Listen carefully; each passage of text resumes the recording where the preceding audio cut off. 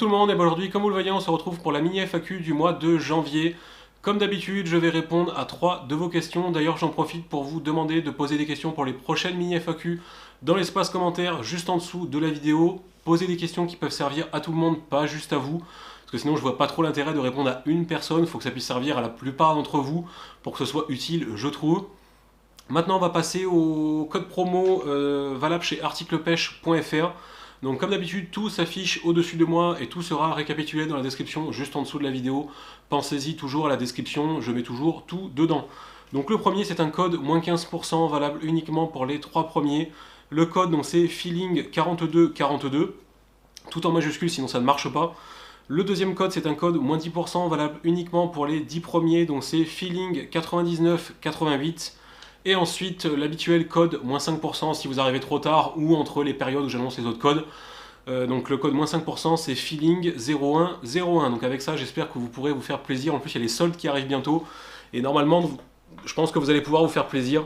Ça va clairement être la période pour acheter des leurres, on va dire, un petit peu moins cher. C'est un peu à ça que servent les soldes de toute manière. Donc on va directement commencer avec la première question qui est une question de TheFisher38. Quels sont les leurres et coloris à utiliser dans cette période de pêche, c'est-à-dire l'hiver?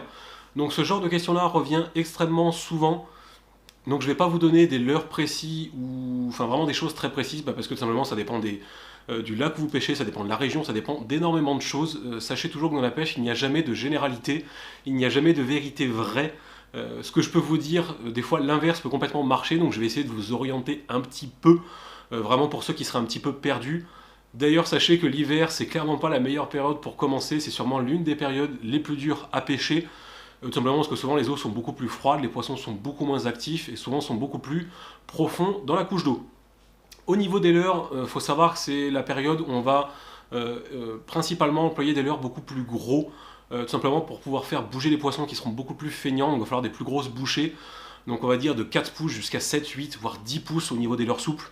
Il y a beaucoup de prostas qui pêchent avec des leurres très très gros. Faut pas avoir peur des fois de pêcher gros. Donc des fois vous allez vous priver de petits poissons, et des fois même ou pas, parce qu'il faut savoir que des fois des poissons de 40-50 peuvent même monter sur du 10 pouces juste par agressivité. C'est surtout ça qu'il faut toujours se dire. Les poissons ne montent pas forcément sur vos leurres pour se nourrir, mais des fois juste par énervement, par défense du territoire. Et ensuite au niveau des coloris, en hiver on va avoir tendance, j'ai bien dit avoir tendance à employer des coloris justement plutôt froids, donc des coloris plutôt bleutés, plutôt gris, enfin vraiment des coloris en fait qui vont aller avec la période, mais comme d'habitude, vous allez pouvoir avoir des résultats avec du jaune pétard, du vert, du rose. Voilà, ça c'est comme toujours dans la pêche, c'est à vous de vous adapter, c'est à vous de tester. Quand vous allez faire une session de pêche, emmenez toujours plusieurs coloris avec vous au niveau des leurres souples. Les principaux que je peux vous donner, c'est du blanc, du bleu, du vert, du jaune. Déjà avec ça, vous allez pouvoir pallier à la plupart des situations. Mais voilà, la plupart du temps en hiver, on va plus partir sur des coloris plutôt froids. Donc des coloris qui vont bien se prêter à la période. Vraiment les coloris gris-bleu, moi c'est des coloris que j'utilise assez souvent. Ou des coloris blancs mais pas trop flashy, qui vont bien marcher. Et après, il faut aussi s'adapter à la teinte de l'eau. Si une eau est très claire, souvent des coloris clairs. Si une eau est teintée, souvent des coloris un petit peu plus flashy. Pour que ça ressorte un peu plus. Au niveau des leurres dures, c'est la même chose. Employer, c'est souvent là, par exemple pour les brochets, qu'on va avoir tendance à employer des gros swim baits. Par exemple, tout ce qui est les biwa, les seven, les swim pike, les S-Roots, mais de grosses tailles justement pour faire bouger les gros brochets. C'est souvent dans cette période-là qu'on va pouvoir faire bouger les gros pépères ou les grosses mémères qui vont se nourrir juste avant la reproduction. Faut savoir que la période hivernale, la plupart du temps, vous n'allez pas faire beaucoup de poissons, mais il y a plus de chances que vous en fassiez un gros. Donc voilà.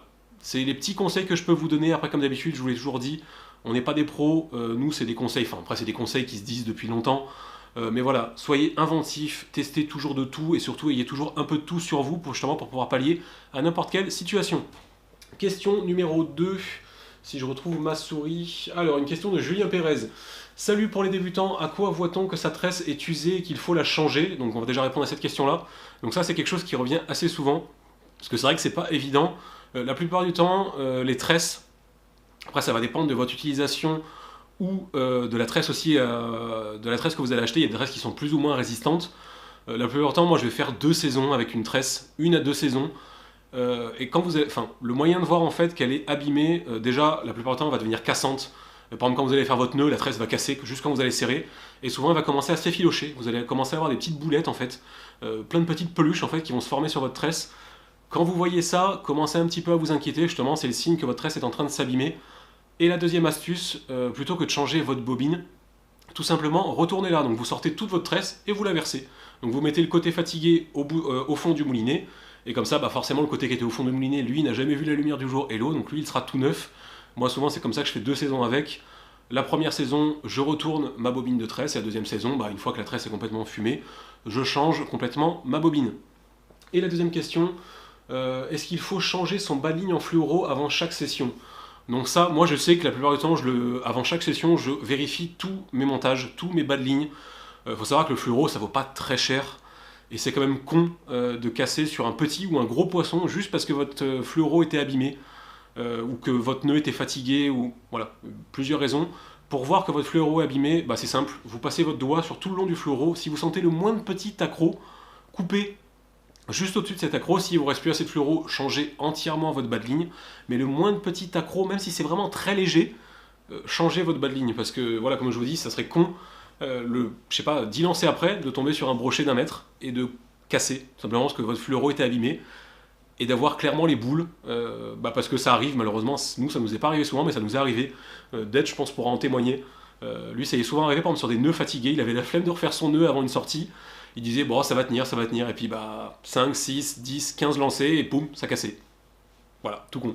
Donc vérifiez toujours vos nœuds. Si vous avez le moindre doute sur votre montage, n'hésitez pas à tout changer. Vaut mieux ça plutôt que de perdre un leurre et de perdre un poisson.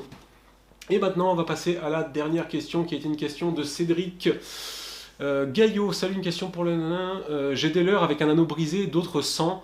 Je sais jamais si je dois les laisser ou mettre directement une agrafe. Donc avec quel type de leurre tu choisis d'utiliser une agrafe? Premièrement, moi personnellement avec les leurres souples, je ne mets jamais d'agrafe. Vous pouvez, c'est pas un drame. Mais voilà, pour moi, un leurre souple, c'est des montages beaucoup plus discrets. Donc je trouve ça un peu bête de gâcher le montage avec une agrafe qui va faire un petit peu plus de bruit. C'est vraiment des petits détails, hein. C'est vraiment de l'ordre du détail qui va faire un peu plus de bruit, qui va être un peu plus voyante. Après voilà, je me rappelle à l'époque on faisait, il n'y a pas des différences de fou. Voilà, moi je sais que j'ai toujours pris l'habitude, leurre souple, pas d'agrafe. Si vous le faites, c'est pas un drame, vous prendrez quand même du poisson. Et avec les leurres dures, c'est vrai qu'il y a des leurres dures qui ont des anneaux brisés au niveau de l'accroche, d'autres non. Moi je mets des agrafes sur tous mes leurres dures. Simplement parce que quand je pêche aux leurres dures, je change quand même assez souvent de leurre dure. Donc ça me fait chier tout simplement à chaque fois de refaire mon nœud, même si c'est assez rapide, donc je mets toujours des agrafes. Faut savoir que sur des leurres de 5, 10, voire beaucoup plus sur les gros leurres, ça ne va jamais brider le fait de mettre une agrafe. Par contre sur des tout petits leurres, souvent des leurres à truite, ça peut arriver que certains leurres, si vous mettez une agrafe et qu'ils ont un anneau brisé, le leurre se met à nager n'importe comment. Donc là, le seul moyen de le savoir, c'est de tester. Vous le faites nager devant vous, surtout par exemple quand vous pêchez à truite, les eaux sont claires, donc vous allez voir le leurre nager. Si vous voyez que le leurre revient bizarrement, premièrement vous essayez d'enlever l'anneau brisé. Si jamais le leurre nage toujours bizarrement, vous ne mettez pas d'agrafe sur ce leurre là.